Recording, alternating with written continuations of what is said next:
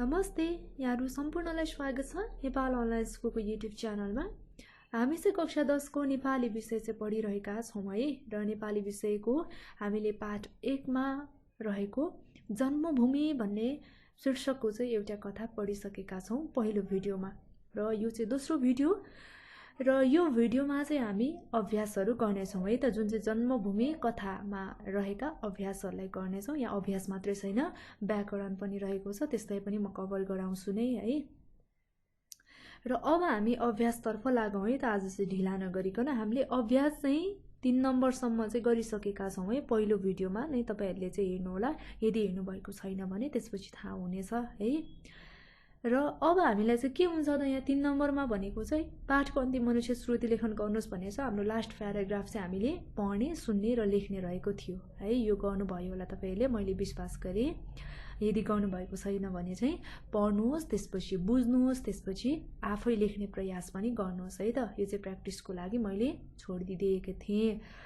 अब यसपछि हामी बाँकी रहेको जुन चाहिँ एक्सरसाइजहरु गर्न गइरहेका छौं आजको यो भिडियोमा चाहिँ हामी आज चाहिँ यो भिडियोमा व्याकरण बाहेकका त्यो भन्दा अगाडिका जति पनि एक्सरसाइजहरु छ, अभ्यासहरु छ, ती सबै अभ्यासलाई चाहिँ हामी यो भिडियोमा कभर गर्ने छौं र अर्को भिडियोमा चाहिँ बाँकी रहेको व्याकरणलाई हामी कभर गर्ने छौं है। त्यसैले एकदमै इम्पोर्टेन्ट हुन सक्छ, तपाईहरुले चाहिँ भिडियो सुरुदेखि अन्त्यसम्म हेर्नुहोस् अनि कन्फ्युजन भएको कुराहरु चाहिँ फेरि पनि सोध्न सक्नुहुनेछ है।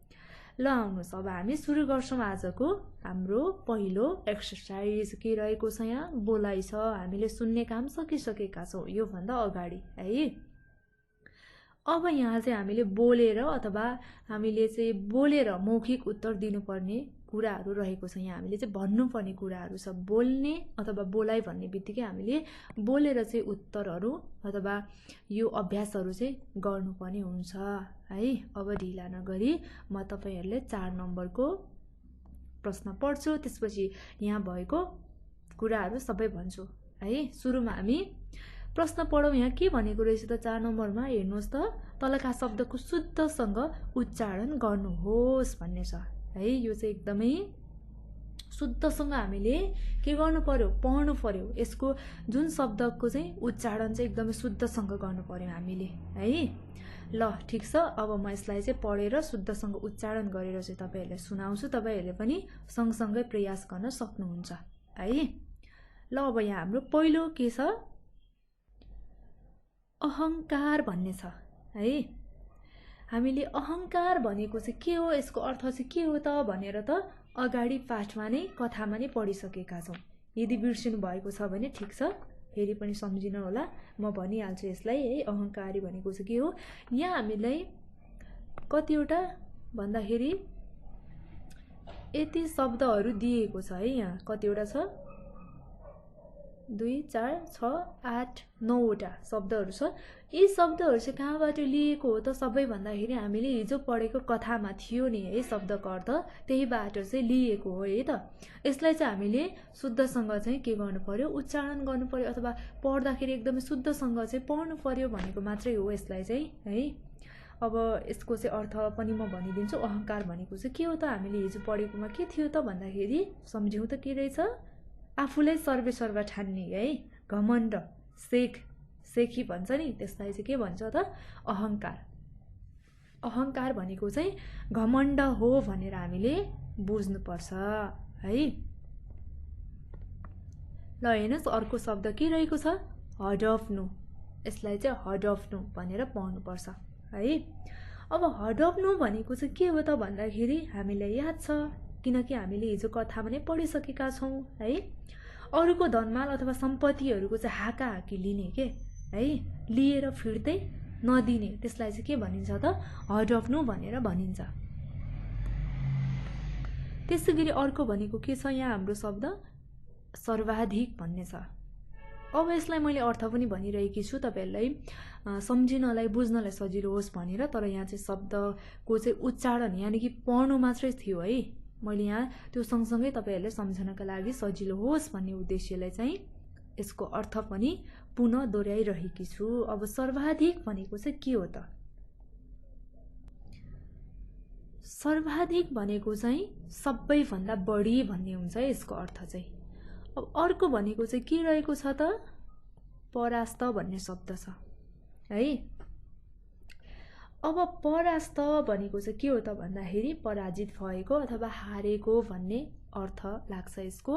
अर्को भनेको आग्रह छ, यसलाई चाहिँ उच्चारण गर्दा आग्रह भनेर उच्चारण गर्नुपर्छ। आग्रह भनेको चाहिँ के हो त अनुरोध हो है त, रिक्वेस्ट गर्नु हो। त्यसपछि अर्को भनेको पक्षपाती भन्ने शब्द छ, यसलाई पक्षपाती भनेर पढ्नुहोस् है। पक्षपातीको मिनिङ चाहिँ के हो त भन्दाखेरि कुनै एक पक्षमा लाग्ने, दुवैतिर नलागिकन दुई पक्षमध्ये कुनै एक पक्षमा चाहिँ लाग्ने अथवा एक पक्ष चाहिँ पक्ष लिने काम चाहिँ के हो त भन्दाखेरि पक्षपाती भनेर भनिन्छ। यसको अर्थ चाहिँ त्यो हो है। त्यसपछि अब अर्को शब्द हेर्नुहोस् त अधीनस्थ भन्ने छ। अधीनस्थ भनेको चाहिँ के हो त, हामीले उच्चारण त अधीनस्थ भनेर गर्नुपर्छ है। शुद्धसँग पढ्ने बानी चाहिँ गर्नुपर्छ हामीले नेपालीमा एकदमै।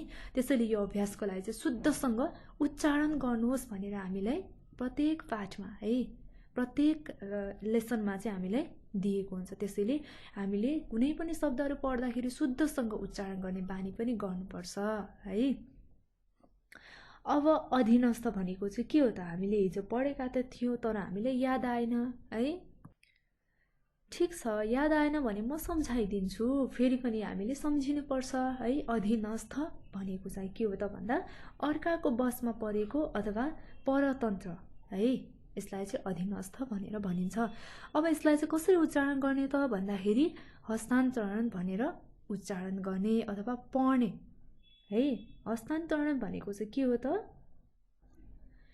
प्रदान गर्नु भनेको जस्तै हो है। त्यसपछि अर्को भनेको अर्को शब्द के रहेको छ अन्तिम अनुकरणीय भन्ने छ। अब अनुकरणीय भनेर हामीले शुद्धसँग उच्चारण त गरिसक्यौँ है। यसको अर्थ चाहिँ के हो त भन्दाखेरि अनुकरणीय भनेको चाहिँ नक्कल गर्नु अथवा नक्कल गर्न लायकको भन्ने बुझिन्छ यसको। अब हामीले शुद्धसँग उच्चारण पनि गरिसक्यौँ र यसको अर्थहरू पनि फेरि पनि हामीले के गर्यौँ त सम्झिसकेका छौँ, स्मरण भयो, हामीलाई याद आयो है। अब यसपछि आउनुहोस् 5 नम्बरको प्रश्न हेरौँ। 5 नम्बरमा के रहेको छ त भन्दा यहाँ हेर्नुहोस् त तलका शब्दको अर्थ भन्नुहोस् भन्ने छ है। हामीले कतिपय शब्दहरू यहाँ माथि नै शुद्धसँग उच्चारण गर्नुहोस् भन्ने माने मैले कति शब्दहरूलाई यहाँ चाहिँ भनिसकेकी छु है। र यहाँ हामीलाई 5 नम्बरमा पनि यी शब्दहरू दिएको छ है। यी शब्दहरूको अर्थ चाहिँ के हो त त्यो कुरा चाहिँ हामीले अब पत्ता लगाउनु पर्ने हुन्छ। त्यसैले अब एक एक गरेर म यी शब्दहरूको अर्थ तपाईहरुलाई बताउँछु, तपाईहरुले पनि याद गर्नुहोला है। र हिजो पढ्नु भएको छ भने चाहिँ तपाईहरुलाई पनि याद छ, कति कुरा याद छैन भने पनि ठिक छ, म सम्झाइहाल्छु है। अब सुरुमा हामी के हेर्छौं त, ल हेर्नुस् त प्रहर भनेको के हो। प्रहर भनेको यसको अर्थ चाहिँ के हुन्छ, हामीले हिजो पढेका थियौं नि है, याद छ हिजो हामीले के पढेका थियौं, प्रहर भनेको चाहिँ के हो अथवा यसको अर्थ चाहिँ के हो भन्ने सन्दर्भमा चाहिँ प्रहर भनेको चाहिँ दिन र रातलाई 8 भाग लगाएर आउने समय, जुन चाहिँ के हो त 3 घण्टाको समय, त्यसलाई चाहिँ हामी के भन्छौं प्रहर भनेर भन्छौं भनेर हामीले हिजो अघिल्लो भिडियोमा पढिसकेका छौं है। र अब यहाँ हेर्नुस् त अर्को शब्द भनेको सज्जन भन्ने छ। अब सज्जन भनेको चाहिँ के हो त भन्दाखेरि आफ्ना परिवारका मानिस अथवा नातेदार हो यसको अर्थ चाहिँ। त्यसपछि भनेको अर्को भनेको चाहिँ दुर्दशा भन्ने छ है। दुर्दशा भनेको चाहिँ आपद विपद परेको अवस्था अथवा खराब हालत भन्ने हुन्छ यसको अर्थ। त्यसपछि ताजा भनेको त थाहा नै छ भाइ बहिनीलाई, ताजा भनेको के हो त एकदमै फ्रेश हो नि हैन। ताजा भनेको के बासी नरहेको, बासी नभएको हो है। ल यो पनि याद भयो। अब अर्को भनेको के छ, स्मृति भन्ने छ। अब स्मृति भनेको चाहिँ के हो त, हामीले हिजो सायद पढिसकेका छौं है। अब स्मृति भनेको चाहिँ जुन सम्झना अथवा हेक्का, यसको चाहिँ सम्झना हुन्छ, विशेष गरी सम्झनालाई सजिलो चाहिँ स्मृति भन्ने चाहिँ। अब नित्य कर्म भन्ने रहेको छ अर्को भनेको। अब नित्य कर्म भनेको चाहिँ के होला भनेर फेरि सोचिरहनु भएको छ होला है। र नित्य कर्म भनेको चाहिँ के हो त, दिनदिनै गरिने काम, हाम्रो डेली रुटिन नित्य कर्म है। अब यसपछि अर्को भनेको चाहिँ के छ त, योग्य भन्ने छ। अब योग्य भनेको चाहिँ के हो त भन्दाखेरि कुनै पनि काम गर्नका लागि अथवा कुनै पनि क्षेत्रमा योग्य भनेर भन्छौँ नि हामी हैन, त्यो चाहिँ के हो त सिपालु एकदम जान्ने पोख्त है, त्यसलाई चाहिँ योग्य भनिन्छ। अनि अर्को भनेको कलङ्क भन्ने छ।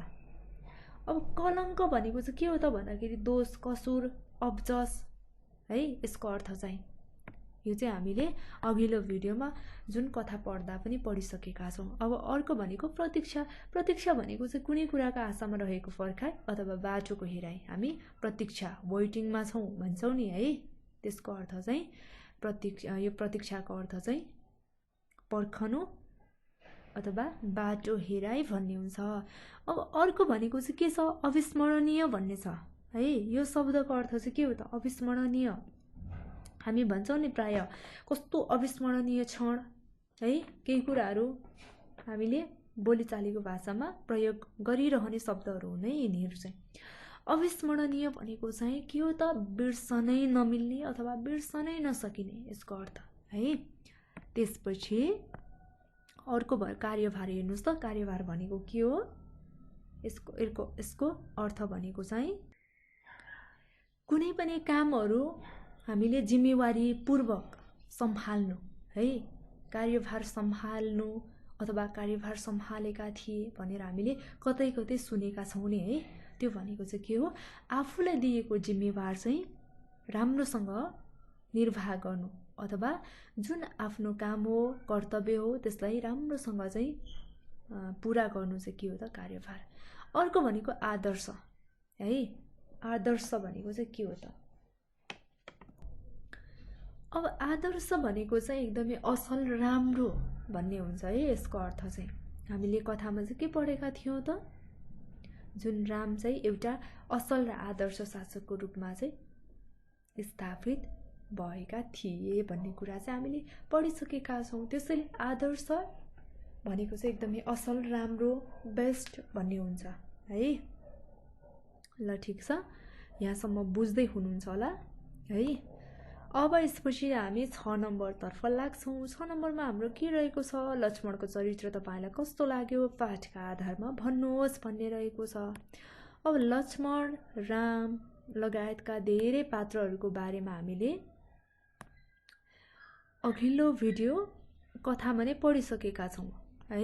यो हामीले कथामा पढेको आधारमा चाहिँ लक्ष्मणको चरित्र क्यारेक्टर है कस्तो लाग्छ त तपाईँलाई भनेर यहाँ प्रश्न रहेको छ हाम्रो 6 नम्बरमा। अब हामीले एकचोटि सम्झौँ त लक्ष्मणको चरित्र कस्तो रहेको थियो त पाठमा भन्दाखेरि, लक्ष्मणको चरित्र भनेको हामीले पाठको आधारमा भन्नुहोस् भनेको कुरा रहेको हुँदा हामीले पाठकै आधारमा हामीले कथा पढेकै आधारमा चाहिँ लक्ष्मणको चरित्र बयान गर्छौँ यहाँ चाहिँ है। यहाँ भन्ने कुरा मात्रै छ, त्यसो त लेख्ने छैन, हामी यहाँ बोलाइ भन्नेमा अभ्यास गरिरहेको हुँदाखेरि है। अब लक्ष्मण भनेको चाहिँ एकदमै राम्रो सहयोगी है,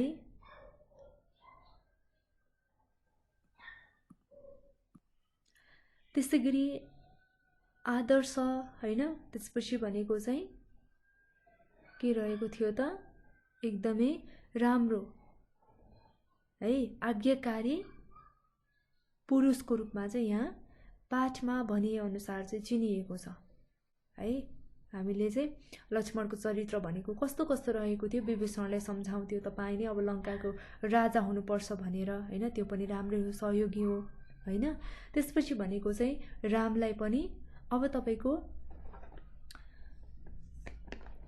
राज्य भनेको चाहिँ लङ्का हुनुपर्छ, तपाईँ भनेको लङ्कामा बस्नुहोस् भनेर पनि सम्झाउँछ हैन। त्यसपछि भनेको के गर्छ त, अब रामले पनि यस्तो भनेको चाहिँ गर्नु हुँदैन, हामीले जन्मभूमि प्रतिको माया चाहिँ मार्नु हुँदैन, लङ्कामा भनेको चाहिँ समृद्ध छ, सुख शान्ति सबै कुरा छ, विकसित छ भनेर हामीले हाम्रो जन्मभूमि अयोध्यालाई चाहिँ बिर्सनु हुँदैन भनेर रामले भनिरहँदाखेरि लक्ष्मणले पनि यो कुरा चाहिँ के गर्छ त रियलाइज गर्छ।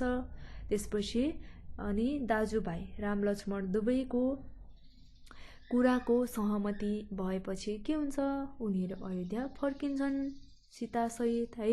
त्यसपछि लङ्काको राजा को हुन्छ, विभीषण नै हुन्छ। यसै गरी यहाँ चाहिँ के रहेको छ त, लक्ष्मणको चरित्र तपाईँलाई कस्तो लाग्यो भन्ने कुरामा चाहिँ लक्ष्मणको चरित्र एकदमै राम्रो छ है त। सबैलाई समझदार बनाउने खालको, सबैलाई सम्झाउने हैन, गलत सही जे भए पनि के हुन्छ कुरा भन्ने, एकअर्कामा सरसल्लाह गर्ने, त्यसपछि राम्रो हो भने त्यसलाई कसरी राम्रो गर्ने, अझ राम्रो गर्ने, नराम्रो हो भने त्यसलाई फलो नगर्ने, त्यस्तो प्रकारको चरित्र छ है। र यो पनि हामीले थाहा पाइसक्यौँ। र यसको चरित्र चाहिँ कस्तो छ त भनेर हामीलाई चाहिँ अझ कथा पढेपछि थाहा हुन्छ। हामीले कथा पढिसकेका छौँ, अझै बुझ्नु भएन भने फेरि पनि एकचोटि कथा पढ्नुहोस् है, त्यसपछि थाहा हुनेछ। र त्यसपछि पनि कन्फ्युजन भयो भने सोध्नु होला है त। अब अर्को भनेको चाहिँ हाम्रो 7 नम्बरमा हेर्नुहोस् त के रहेको छ, तपाईँले सुनेको कुनै पौराणिक कथा छोटकरीमा सुनाउनुहोस् भन्ने छ। यो कथा अब तपाईँहरूले कति सुन्नुभएको होला घरमा, भनेको चाहिँ अब हुनुहुन्छ होला हजुरबुवा हजुरआमा होइन, उहाँहरूले चाहिँ एका देशमा यस्तो भएको थियो उस्तो भएको थियो भनेर एकदमै पौराणिक भनेको चाहिँ के हो त, परापूर्व के पहिलेको है, यस्तो प्रकारको पहिलेको के त्यो एकादेशको कथा भनेर हामीले सानोमा कति सुनेका हौ नि है। यस्तो प्रकारको कथा चाहिँ छोटकरीमा सुनाउनुहोस् भनेको छ। अब यो कथाहरू तपाईँहरूलाई थाहा छ भने तपाईँहरू क्लासमा साथीहरूसँग एक अर्कामा चाहिँ सुनाउने प्रयास गर्नुहोस् है। र यहाँ मैले चाहिँ यो भिडियोमा चाहिँ सुनाइन, तपाईँहरू यो आफै प्र्याक्टिस गर्नुहोस् भनेर है। र यो चाहिँ त्यस्तो धेरै इम्पोर्टेन्ट छैन, तर तपाईँहरूले चाहिँ आफूलाई थाहा भएको कथाहरू पुरानो होइन पहिलेको कथाहरू यदि आफूलाई याद छ भने साथीहरूलाई याद नहुन सक्छ अथवा साथीहरूले नसुनेको हुनसक्छ। त्यसैले के हो, आफूलाई आएको ज्ञानहरू चाहिँ साथीभाइले सेयर गर्नु पर्यो, अनि साथीभाइले आएको छ भने आफूले पनि लिनु पर्यो। यसरी नै हामीले के गर्ने त, एक अर्कामा चाहिँ सबै कुराहरू सेयर गर्ने, नलेजको कुरादेखि लिएर सबै कुराहरू सेयर गर्ने है, राम्रो कुराहरू। यसै क्रममा चाहिँ यो कथा पनि तपाईँहरूले चाहिँ कक्षामा प्र्याक्टिस गर्नुहोस् अथवा फुर्सदको समयमा चाहिँ कथाहरू सुनाउने प्रयास पनि गर्नुहोला। अब यसपछि हामी अब बल्ल पढाइतर्फ लाग्छौँ। हाम्रो यहाँ पढ्ने काम हुन्छ अब यहाँ चाहिँ है। र यो पढ्ने काम चाहिँ हाम्रो अलरेडी पुरा भएको छ। 8 नम्बरमा के रहेको छ, यो चाहिँ विशेष गरी फिजिकल क्लासमा होइन तपाईँहरूको स्कुलमा चाहिँ यो चाहिँ के हुन्छ त, यसरी सरहरूले पढाउनुहुन्छ है त। पाठका अनुच्छेदहरू पालै पालो पढ्नुहोस् भने चाहिँ एक प्याराग्राफ चाहिँ पालै पालो पढ्नु पर्ने हुन्छ। सरहरूले यसरी नै पढाउनुहुन्छ स्कुलहरूमा है। तपाईँहरूले पनि सरहरूले यसरी पढाउनु भएन भने पनि एउटा प्याराग्राफ एकजना साथीले पढ्नु, त्यसपछि अर्को प्याराग्राफ अर्कोजनाले, यसरी नै यो कथालाई चाहिँ पढ्ने प्रयास गर्नुहोस्। अर्को भनेको 9 नम्बरमा हेर्नुहोस् त के छ, पाठको चौथो अनुच्छेद पढी तलका प्रश्नको मौखिक उत्तर दिनुहोस् भन्ने छ। अब यहाँ चाहिँ हाम्रो पढ्ने काम मात्रै हुन्छ, मैले यो अघि नै भनिसकेकी छु है। यहाँ के छ हेर्नुहोस् त, पाठको चौथो अनुच्छेद भनेको चाहिँ हामीले फोर्थ प्याराग्राफमा चाहिँ हाम्रो के रहेको थियो त, नम्बर 4 मा है। यहाँ चाहिँ प्याराग्राफ गरेर मैले अघिल्लो भिडियोमा पढाएकी थिएँ, जुन चाहिँ कहाँबाट सुरु भएको थियो त, फोर्थ प्याराग्राफ भन्दाखेरि लक्ष्मणलाई अझै निन्द्रा परेन भन्नेबाट सुरु भएर चाहिँ कहाँ चाहिँ टुङ्गिएको थियो त भन्दाखेरि लक्ष्मण आफ्नै विगतका स्मृतिमा हराइरहेका थिए र लक्ष्मण जुरुक्क उठेर नित्य कर्मतिर लागे र उनीसँगै विभीषण पनि उठे भन्नेमा चाहिँ टुङ्गिन्छ यदि याद भएन भने है। चौथो अनुच्छेद पढ्ने सुरुमा हामीले पढ्ने बुझ्ने भन्न खोजेको कुरा के हो, अनि हामीलाई प्रश्नले मागेको कुरा के हो, हामीले यहाँ लेख्दैनौँ। यहाँ हेर्नुहोस् त, मौखिक उत्तर दिनुहोस् भनेको हामीले मुखैले बोलेर उत्तर दिने हो है। मौखिक उत्तर भनेको चाहिँ यहाँ चाहिँ लेख्नु चाहिँ पर्दैन। अब यहाँ म पनि के गर्छु त, मौखिक उत्तर नै दिन्छु, म यहाँ लेख्दिनँ है प्रश्न अनुसार। अब यसमा चाहिँ हाम्रो कतिवटा 5वटा प्रश्नहरू छ। यो प्रश्नहरू चाहिँ म तपाईहरूलाई पढेर सुनाउँछु र यसको उत्तर पनि मौखिक नै दिन्छु। सुन्नुहोस् है त ध्यान दिएर। ल हेर्नुहोस् त, क को हामी हेरिहालौँ। मैले क नम्बरको प्रश्न पढेँ है। लक्ष्मणका मनमा के कुरा ताजा भएर आए। हामीले अरू प्याराग्राफ पढ्नु पर्दैन, हामीले यहाँ 5वटा प्रश्न सोधेको हुन्छ है। यस्तो यो प्याराग्राफ अथवा यो अनुच्छेद पढ्नुहोस् र मौखिक उत्तर दिनुहोस् भनेर हामीले यी सबै प्रश्नको उत्तर चाहिँ कहाँ पाउँछौँ त, जुन हामीलाई जुन अनुच्छेद पढेर चाहिँ उत्तर लेख भनेको हुन्छ त्यही अनुच्छेद पढेर चाहिँ हामीले लेख्नुपर्छ। त्यहीमा चाहिँ सबै हाम्रो उत्तरहरू चाहिँ हुन्छ। अब यहाँ हाम्रो प्रश्न के छ हेर्नुहोस् त। हाम्रो प्रश्न भनेको लक्ष्मणका मनमा के कुरा ताजा भएर आए है। लक्ष्मणको मनमा अब के कुरा चाहिँ एकदमै ताजा भएर बिर्सनै नसकिने अथवा यो चाहिँ कहिले नबिर्सेको एकदमै फ्रेस भएर चाहिँ आए। हामीले प्याराग्राफ त पढ्नुपर्छ। एकचोटि म तपाईहरुलाई प्याराग्राफ पढेर सुनाउँछु है।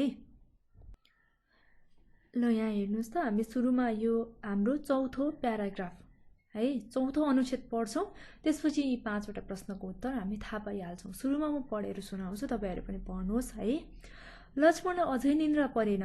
उनका मनमा आफ्ना बाल्यकालदेखिका एक घटनाहरू ताजा भएर आए। उनले आफ्ना दाजुभाइ राम, भरत र शत्रुघ्नसँग खेल्दै बिताएको बाल्यकाल सम्झे। दाजुभाइ मिलेर लेखपढ गरेको, बाण हान्न सिकेको, घोडा चढ्न सिकेको अनि जंगल चहारेको पनि सम्झे। दाइ रामचन्द्रले जनकको दरबारमा रहेको शिवधनु सजिलै उचालेर सीतासँग बिहे गरेको सम्झिँदा उनलाई आनन्द आयो। उनले आमा सुमित्रा र पत्नी उर्मिलालाई सम्झे। राम सीतासँगै वनवास आएको, सीताको अपहरण भएदेखि हालसम्मका घटनाहरू त झन् उनको सम्झनामा नआउने कुरै भएन। यसरी लक्ष्मण आफ्नै विगतका स्मृतिमा हराइरहेका थिए। टाढा कतै कुकुर बासेको सुनियो। लक्ष्मण जुरुक्क उठेर नित्यकर्मतिर लागे र उनी सँगसँगै विभीषण पनि उठे। हाम्रो यो चाहिँ 4th प्याराग्राफ यानी कि चौथो अनुच्छेद हो। हामीले पढ्नु पर्ने नै यहाँ मैले जुन प्याराग्राफमा चाहिँ हाइलाइट गरेकी छु यति मात्रै पढेर चाहिँ उत्तर दिनुपर्ने हुन्छ। याद भयो नि है। अब हामीले यो प्याराग्राफ पढिसके पछाडि हामीलाई याद हुन्छ हाम्रो 5 वटा प्रश्नहरू छँदैछ। यसको उत्तर अब हामी मौखिक रूपमा दिन्छौं है। ओके, अब यहाँ हाम्रो 1 नम्बरको प्रश्न हेर्नुहोस् त के रहेको छ। कको लक्ष्मणका मनमा के कुरा ताजा भएर आए। हामीले चौथो अनुच्छेदमा यानी कि 4th प्याराग्राफमा के पढेका थियौं त, भर्खरै मैले पढेर सुनाएकी थिएँ है। अब लक्ष्मणको मनमा भनेको चाहिँ के कुरा ताजा भएर आएको थियो त भन्दाखेरि उनको बाल्यकालदेखिका सम्पूर्ण कुराहरू चाहिँ एक घटनाहरू चाहिँ ताजा भएर आए के। अब त्यहाँ चाहिँ आफ्ना दाजुभाइ राम, भरत, शत्रुघ्नसँग चाहिँ खेल्दै बिताएको त्यो बाल्यकाल है। त्यसपछि दाजुभाइ मिलेर चाहिँ अब के गरेको त, लेखपढ गरेको, बाण हान्न सिकेको, घोडा चढ्न सिकेको, त्यसपछि जंगल चहारेको कुराहरू पनि सम्झे र यो पनि आफ्नो स्मृतिमा मानसपटलमा चाहिँ एकदमै ताजा भएर आयो हैन। त्यति मात्र नभई दाजु रामले चाहिँ जनकको दरबारमा रहेको जुन शिवधनु सजिलै उचालेर चाहिँ सीतासँग बिहे गरेको पनि सम्झे है। त्यति मात्र नभई आफ्नो आमा सुमित्रा र पत्नी उर्मिलालाई पनि सम्झे र राम सीतासँगै वनवास आएको, त्यसैगरी अब सीताको चाहिँ अपहरण भएदेखि हालसम्मका हैन घटनाहरू एक गरेर सम्झे र सम्पूर्ण विशेष गरी लक्ष्मणका बाल्यकालदेखिका जुन त्यति बेलासम्मको सम्पूर्ण घटनाहरू चाहिँ के भएर आए त, ताजा भएर आए है। ल ठिक छ, यो 1 को बुझ्नु भयो, मैले सकाइदिएँ। अब ख नम्बरमा हेर्नुहोस् त, ख नम्बरको प्रश्न के रहेको छ। ख नम्बरको प्रश्नले भन्छ लक्ष्मणका दाजु र भाइहरूको नाम के थियो। ल भर्खरै मात्रै मैले प्याराग्राफमा पढेर सुनाएकी पनि थिएँ र भर्खरै मात्रै दाजुभाइको नाम पनि भनेकी थिएँ। भन्नुहोस् त के हो। लक्ष्मणको दाजुको नाम के हो भन्दाखेरि याद छ, लक्ष्मणको दाजु को हो त, राम हो है। त्यसपछि भाइहरूको नाम चाहिँ के हो त भन्दाखेरि भाइहरू चाहिँ भरत र शत्रुघ्न हो है। याद भयो नि है।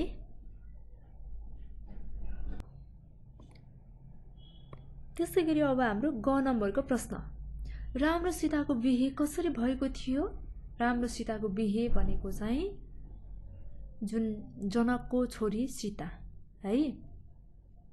र सीताको बिहेको लागि चाहिँ अब राजा जनकले चाहिँ आफ्नो दरबारमा सबै राज्यका राजकुमारहरूलाई चाहिँ के गरे, जुन आमन्त्रण गरे, जसले चाहिँ यो शिवधनु उचाल्न सक्छ उसैसँग चाहिँ म सीताको बिहे गरिदिन्छु भनेका थिए भने अब जसले शिवधनु उचाल्न सक्यो उसले नै सीतासँग बिहे गर्ने भयो भनेपछि राम र सीताको बिहे चाहिँ कसरी भएको रहेछ त भन्दाखेरि रामले चाहिँ जनकको दरबारको शिवधनु चाहिँ उचाल्न सक्यो अथवा उचाल्यो हैन। त्यस कारणले गर्दा चाहिँ सीतासँग बिहे भएको हो। शिवधनु उचाल्न सकेको कारणले नै सीतासँग बिहे भएको थियो है। अब अर्को ग नम्बरमा हेर्नुहोस् त के रहेको छ, लक्ष्मण केमा हराइरहेका थिए, हामीले अन्त्यतिर पढेका थियौँ है। यो चाहिँ केमा हराइरहेका थिए भन्दाखेरि लक्ष्मण भनेको चाहिँ आफ्नै विगतमा चाहिँ के भएको थियो, बाल्यकालदेखिका जुन वनवास आएपछि हैन, वनवासमा आइकन पनि सीता अपहरण भएदेखिका धेरै घटनाहरू चाहिँ जुन चाहिँ आफ्नो विगतका स्मृतिहरू सम्झिँदै चाहिँ हराइरहेको थियो है। त्यसपछि अब अर्को 9 नम्बरमा हेर्नुहोस् त, लक्ष्मणसँगै को उठे भन्नुहोस् त, लक्ष्मणसँगै को उठेको थियो भन्दाखेरि लक्ष्मण जुरुक्क उठेर नित्य कर्मतिर लाग्यो अनि उनी सँगसँगै विभीषण पनि उठे, अथवा जुन चाहिँ नित्य कर्मतिर लक्ष्मण लागे त्यसपछि विभीषण पनि सँगसँगै उठे भनेपछि को रहेछ त लक्ष्मणसँगै उठ्ने भन्दाखेरि विभीषण रहेछ है। र यो कुरा पनि हामीले जानिसक्यौँ है। हामीले 5वटा यहाँ 4औं अनुच्छेद पढ्यौँ र त्यससँग सम्बन्धित 5वटा प्रश्नहरूको उत्तर पनि मौखिक रूपमा दिइसकेका छौँ। अब हामी 10 नम्बरतर्फ लाग्छौँ है। 10 नम्बरमा के रहेको छ प्रश्न हेरौँ त, पाठको 10औं अनुच्छेद पढी मुख्य 4वटा बुँदाहरू टिप्नुहोस् भनेको छ। भन्नुको मतलब चाहिँ के हो त भन्दाखेरि 10औं अनुच्छेद भनेको हामीले 10 नम्बरको प्याराग्राफ अथवा अनुच्छेद चाहिँ पढ्नु पर्यो। त्यहाँ चाहिँ मुख्य 4वटा बुँदाहरू पोइन्टहरू छ है, त्यो चाहिँ टिप्नु पर्यो, हामीले नोट गर्नु पर्यो। हेरौँ, म तपाईहरुलाई सुरुमा चाहिँ 10 नम्बरको अनुच्छेद प्याराग्राफ चाहिँ पढेर सुनाउँछु है। त्यहाँ चाहिँ के रहेको छ त भनेर, त्यसपछि कुन कुरा 4वटा मात्रै भनेको छ हामीले, त्यसैले हामी 4वटा मात्रै यहाँ नोट गर्छौँ है। 4वटा मेन पोइन्टहरू चाहिँ हामी यहाँ नोट गर्छौँ। अब यहाँ हेरौँ ल, हेर्नुहोस् त, यहाँ 10 नम्बरको हाम्रो प्याराग्राफ अथवा अनुच्छेद छ, मैले हाइलाइट गरेकी छु यहाँ चाहिँ है, तपाईहरुलाई हेर्न सजिलो होस्, बुझ्न सजिलो होस् भनेर। अब यहाँ चाहिँ के छ त भन्दाखेरि यो हाम्रो 10 नम्बरको प्याराग्राफ भयो भने पछाडि अब यहाँबाट हामीले 4वटा मुख्य बुँदा अथवा मुख्य पोइन्टलाई चाहिँ नोट गर्नुपर्ने छ नि है। तपाईहरुले नोट गर्नु होला, म चाहिँ के गर्छु त यहाँ हाइलाइट गरेर देखाउँछु तपाईहरुलाई है। ल, हामी पहिलो मुख्य बुँदा एउटा टिप्छौँ, नोट गर्छौँ यसलाई। पहिलो मुख्य बुँदा के रहेको छ त हाम्रो, म लङ्काको राजा हुन्न भन्ने रहेको छ। यो कसले भनेको हो त, विभीषणले। यो चाहिँ किन त भन्दाखेरि लङ्कामा चाहिँ राज्य गर्ने कोही नभएपछि अथवा अब विभीषण मात्र बाँकी रहेपछि लक्ष्मणले चाहिँ सम्झाउँदै अब लङ्काको राजा चाहिँ तपाईँ नै हुनुपर्छ भनेर भनिरहँदाखेरि अब विभीषणले चाहिँ म चाहिँ लङ्काको राजा हुन्न, किनकि राजा हुनको लागि चाहिँ मैले पराईहरू गुहारेर आफ्नै दाजुभाइ भतिजहरू चाहिँ आफन्तहरू चाहिँ मारेको भन्ने एउटा कलङ्क सम्झिन्छन् मलाई, म त्यो कलङ्क चाहिँ बोक्न चाहन्न भनेर भन्छ है। त्यसै गरी अर्को मुख्य बुँदा चाहिँ के गर्छौँ, राजा हुनको लागि पराई गुहारेर आफ्नै दाजुभाइ भतिज त्यसपछि भनेको आफन्तहरू मारेको भन्ने कलङ्क म बोक्न चाहन्न भन्ने तपाईहरुले नोट गर्नुहोला है। त्यसै गरी अर्को बुँदा भनेको के रहेको छ, यो राज्यको हक अब तपाईहरुको हो, तेस्रो बुँदा अथवा थर्ड पोइन्ट है। अर्को भनेको चाहिँ तपाईहरुले जितेको राज्य तपाईहरुले नै चलाउनुहोस् भनेर रहेको छ है। यहाँ चाहिँ अब हाम्रो 4वटा पुग्यो कि पुगेन त, 4वटा पुगिसक्यो एउटा। त्यसपछि यो 2 नम्बरमा है, त्यसपछि यो 3 नम्बरमा र यो भनेको 4 नम्बरमा। हामीलाई यही नै भनेको छ प्रश्नमा, 4वटा मुख्य बुँदाहरू चाहिँ टिफोट गर्नुहोस् भनेको कारणले गर्दा हामीले यहाँ चारवटा मुख्य मेन पोइन्टलाई चाहिँ नोट गर्यौं। तपाईहरुले पनि नोट गर्नुहोला है। ओके, हामीले 10 नम्बरको प्रश्नलाई पनि सल्भ गरिसक्यौं। यो पनि हामीले सकिसकेका छौं। अब यसपछि 11 नम्बरको हेरौं। 11 नम्बरमा के रहेको छ हेर्नुहोस् त। तलको अनुच्छेद पढी सोधिएका प्रश्नको उत्तर लेख्नुहोस् भनेको चाहिँ हामीलाई एउटा प्याराग्राफ दिएको छ हैन। कुनै पनि विषयमा शीर्षकमा चाहिँ एउटा छोटो प्याराग्राफ दिन्छ। त्यसै प्याराग्राफसँग सम्बन्धित चाहिँ हामीले केही प्रश्नहरू एक्जाममा पनि सोध्ने हुन्छ। त्यसैले यसलाई चाहिँ हामी प्र्याक्टिसको रूपमा लिन्छौं अथवा यसलाई चाहिँ राम्ररी कम्प्लिटली गर्छौं। अब सुरुमा म यो प्याराग्राफ अथवा अनुच्छेद चाहिँ पढेर सुनाउँछु है। त्यसपछि हाम्रो यहाँ प्रश्नहरू रहेको छ। प्रश्नहरू चाहिँ हाम्रो कतिवटा रहेको छ त 5 वटा रहेको छ। ती 5 वटा प्रश्नको हामी यहाँ माथि जस्तै उत्तर दिन्छौं। तपाईहरुले चाहिँ यसको उत्तर लेख्नु पर्ने हुन्छ है। म भन्दिन्छु, तपाईहरुले चाहिँ नोट गर्नु होला। प्याराग्राफ पढेर चाहिँ हामीले लेख्नु पर्ने हुन्छ। अब सुरुमा त हामी प्याराग्राफ पढ्छौं है। प्याराग्राफ पढ्दाखेरि यहाँ हेरौं त। देउडा नेपालको पश्चिमी पहाडी क्षेत्रको अति लोकप्रिय नृत्य गीत हो। देउडा मुख्य गरी पश्चिमतिर हुने नाच है देउडा। यो देउडा भनेको चाहिँ कहाँ हुने नाच अथवा नृत्य नाच्दाखेरि गाउने गीत रहेछ त, जुन चाहिँ नेपालको पश्चिमी पहाडी क्षेत्रमा है।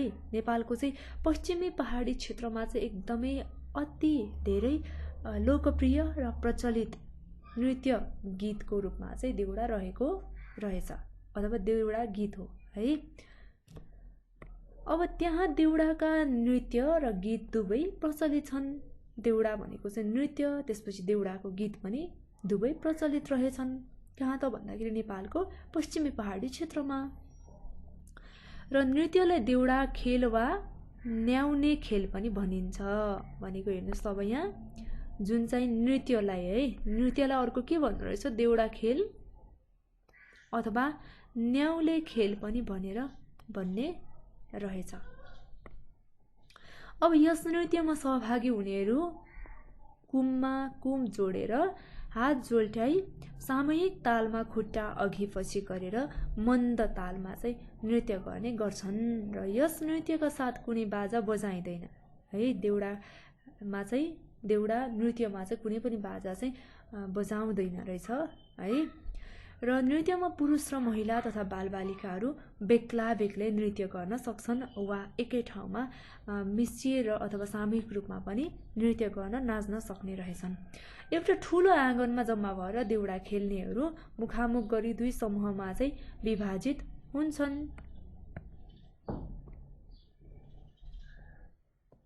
हुन्छन् बाँडिएर है। र कुनै गीत सामूहिक रूपमा दोहोर्याउँछन् अथवा गीतमा नै सवाल जवाफ पनि हुन्छ। एउटाले प्रश्न सोध्ने, त्यसपछि अर्कोले उत्तर दिने, त्यो चाहिँ गीतमा नै हुने रहेछ। देउडामा ए भिनाजु, ए साली, मेरी बाउजू, त्यसपछि छमक्क छमक्क, त्यसपछि लौ बिरी छमछम आदिको चाहिँ आदि यो थेगोको चाहिँ प्रयोग गरिन्छ। भनेको चाहिँ थेगो भनेको चाहिँ हामीले सामान्यतया बोल्ने भाषामा आउने शब्दहरू है। त्यसलाई चाहिँ बानीको रूपमा हामी प्रयोग गर्छौं। त्यसलाई चाहिँ थेगो भनेर भन्छौं हैन। यो थेगोको रूपमा चाहिँ यो देउडामा के रहेछ त ए भिनाजु भन्ने रहेछ एउटा, ए साली भन्ने रहेछ, अर्को भनेको चाहिँ मेरी बाउजू छमक्क छमक्क भन्ने रहेछ हैन। त्यसपछि लौ बिरी छमछम भन्ने आदि थेगोहरू चाहिँ रहेछ केमा देउडा गीतमा है।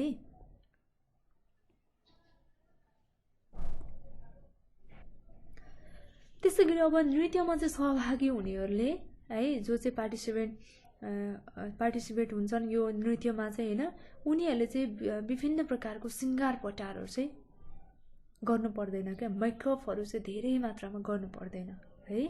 र देउडाको नृत्यका अवसरमा गरिने सवाल जवाफलाई के भन्छ झिट्टा गर्नु भनिन्छ।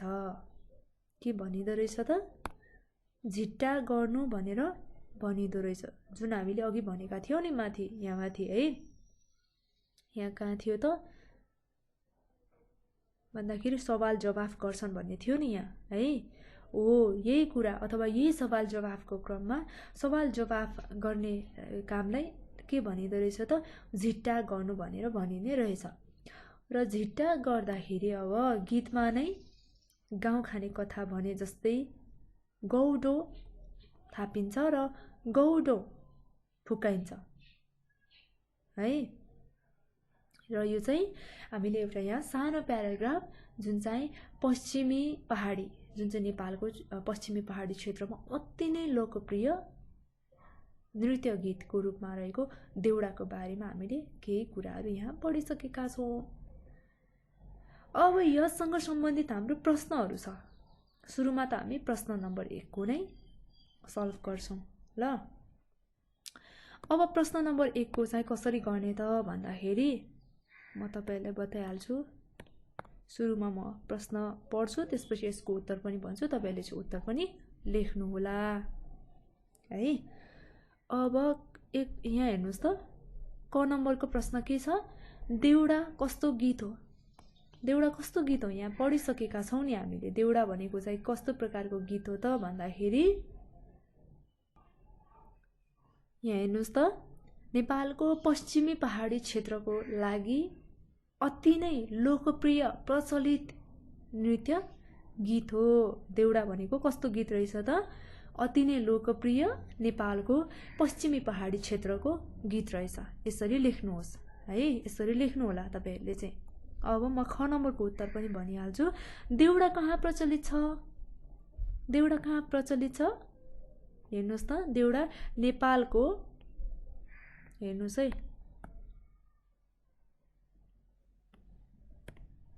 ओके, देउडा नेपालको पश्चिमी पहाडी क्षेत्रको अति लोकप्रिय नृत्य गीत हो भनेर हामीले यो त बुझिसक्यौं है।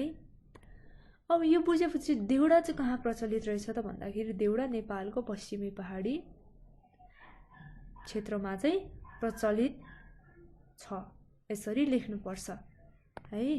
कहाँ प्रचलित छ, नेपालको पश्चिमी पहाडी क्षेत्रमा प्रचलित रहेको छ देउडा।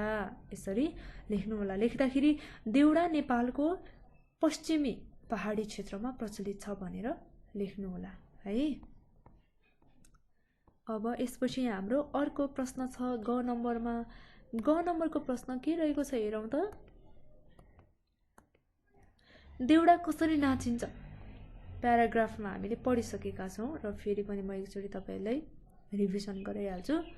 देउडा चाहिँ कसरी नाचिन्छ त भन्दाखेरि एक अर्कामा कुममा कुम जोडेर हात जोल्ट्याएर चाहिँ सामूहिक तालमा खुट्टा अघि पछि गरेर मन्द तालमा नाचिन्छ है। त्यसमा चाहिँ के हुन्छ, अब नृत्य गर्दाखेरि भनेको चाहिँ पुरुष र महिला अथवा बालबालिकाहरू छुट्टा छुट्टै नमिसिकन पनि नाच्न सक्छन्, अथवा एकै ठाउँमा सबैजना मिसिएर अथवा सामूहिक रूपमा पनि नाच्न सक्छन् है।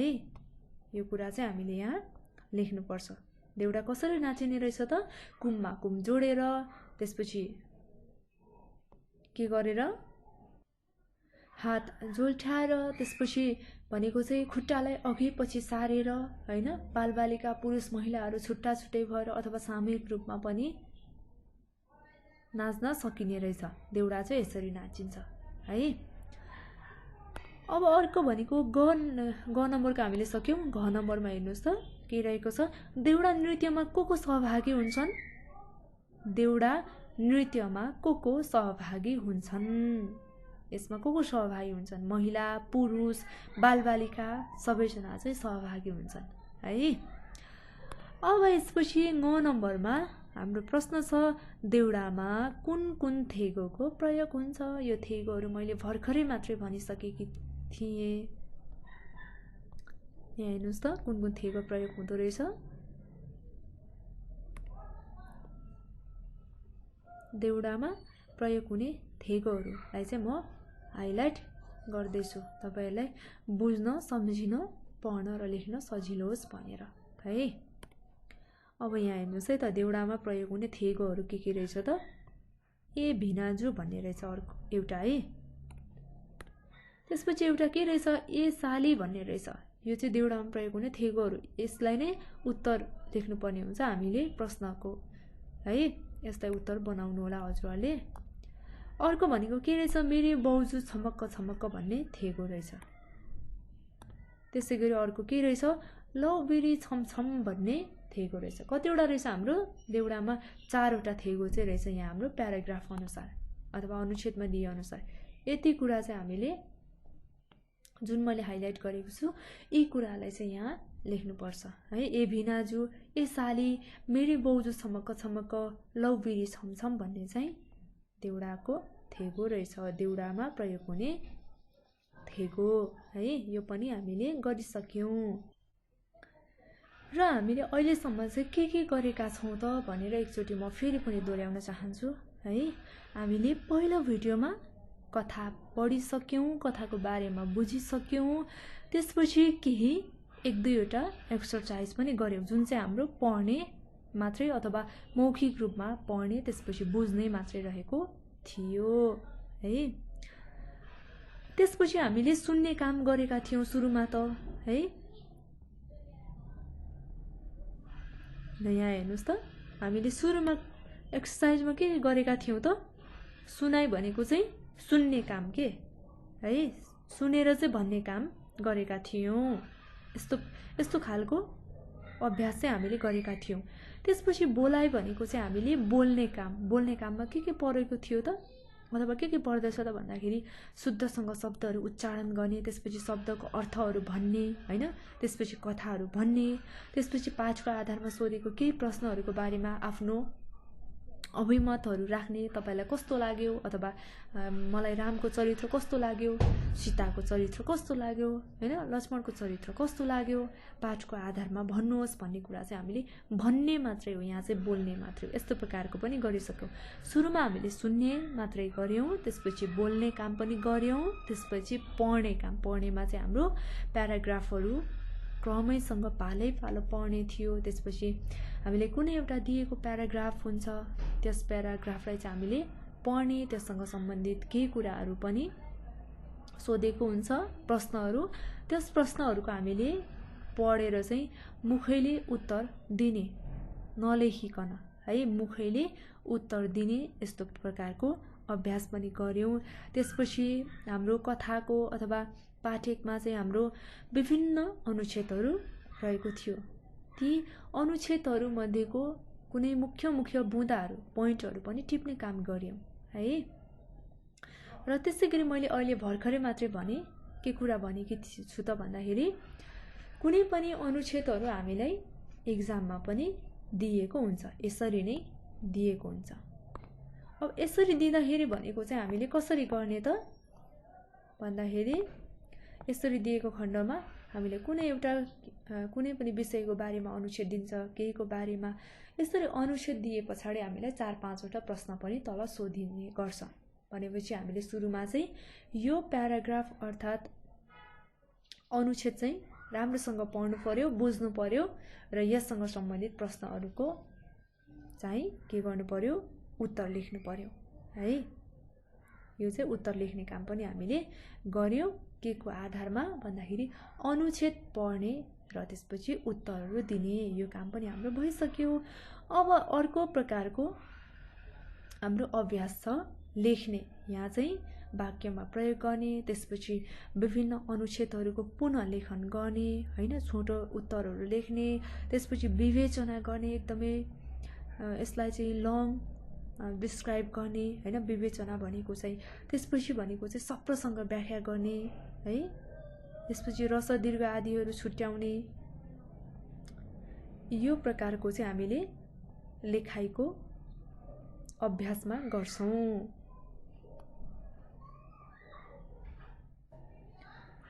र लेखाइको यो अभ्यास चाहिँ हामी यो भिडियोमा गर्दैनौं, अर्को भिडियोमा गर्छौं है। आजको यो भिडियो चाहिँ लगभग यतिमै म टुङ्ग्याउँछु र एकचोटि फेरि पनि म तपाईहरुलाई रिभिजन गराउँछु। हामीले एक्सरसाइजमा के गरेका छौं त भन्दाखेरि सुरुमा नम्बर 1 मा हामीले सुनाइ भनेको चाहिँ सुन्ने र भन्ने काम मात्रै गर्छौँ यसमा चाहिँ है। नम्बर 2 मा हाम्रो के रहेको थियो त 2 मा चाहिँ हाम्रो